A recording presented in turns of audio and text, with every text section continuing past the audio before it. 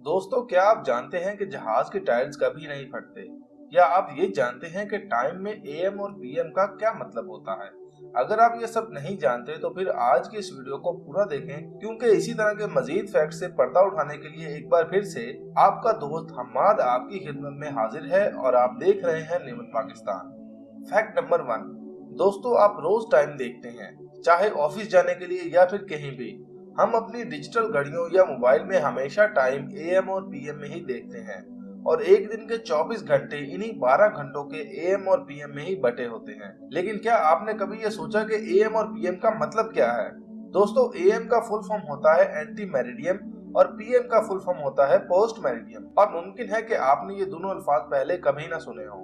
Am यानी anti meridiem का मतलब होता है दोपहर से पहले, और पीएम यानी पोस्ट मेरिडियम का मतलब है दोपहर के बाद। यानी रात 12 बजे से दोपहर के 12 बजे तक का टाइम एएम और दोपहर 12 बजे से रात 12 बजे तक का टाइम पीएम होता है। Fact number 2।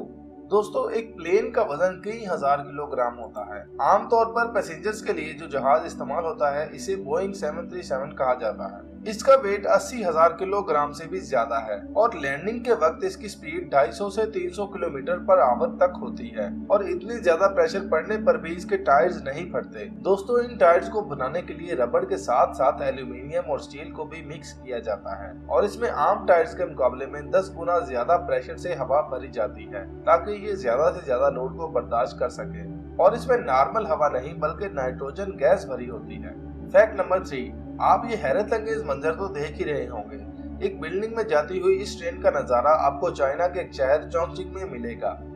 जब यहाँ पर रेल बनाने का काम शुरू हुआ तो ये बिल्डिंग ट्रेन के रास्ते में आ रही थी, और जब चाइना की हुकूमत को ये पता चला कि बिल्डिंग को गिराना भी घाटे का ही सौदा है, तो इंजीनियर्स को बिल्डिंग को तोड़ने के बजाय इसके अंदर से ही ट्रेन निकालने का कहा गया, और उन्होंने इस हैरत अंगेज कारनामे को भी कर दिखाया। ये बिल्डिंग 19 मंजिलों पर मुश्तमिल है, और ट्रेन इसकी 6ठी मंजिल से होकर गुजरती है। और ये ट्रेन ना सिर्फ इस बिल्डिंग से गुजरती है बल्कि इसमें इसका एक स्टॉप भी है। Fact number 4। दोस्तों, आज तक आपने बहुत सारी केव्स यानी गारों के बारे में सुना होगा, लेकिन क्या आप जानते हैं कि एक ऐसी गार भी है कि जिसमें एक पूरा जंगल, एक झील और यहाँ तक कि इसका अपना मौसम भी है? दोस्तों, मैं बात कर रहा हूँ वियतनाम में मौजूद एक गार की जिसका नाम हैंग सॉन डोंग है, जो दुनिया की सबसे बड़ी गार मानी जाती है। ये गार 9 किलोमीटर लंबी, 200 मीटर चौड़ी और 150 मीटर ऊंची है, और इस गार की अपनी एक अलग ही दुनिया है जिसमें छोटे छोटे जंगलों से लेकर बादल और झील तक सब कुछ है। 2013 में पहली बार इसे सियाहों के लिए खोला गया, लेकिन हर साल में कुछ गिने चुने लोग ही इसके अंदर जा सकते हैं। तो दोस्तों, ये थी हमारी आज की इंटरेस्टिंग फैक्ट्स की वीडियो। इसे लाइक करें और अपने दोस्तों के साथ शेयर करें। मजीद अच्छी अच्छी और इन्फॉर्मेटिव वीडियोस देखने के लिए हमारा चैनल निमत पाकिस्तान सब्सक्राइब करें। एक नई वीडियो में दोबारा मुलाकात होगी, तब तक के लिए अल्लाह निगहबान।